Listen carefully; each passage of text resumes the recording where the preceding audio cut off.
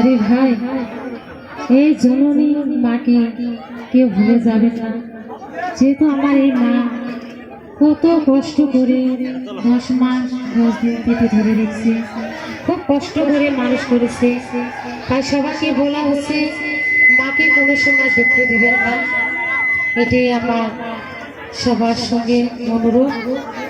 তো সবাই গানটা ভালো করে শুনে নেবেন কি বলছি। মা ছাড়া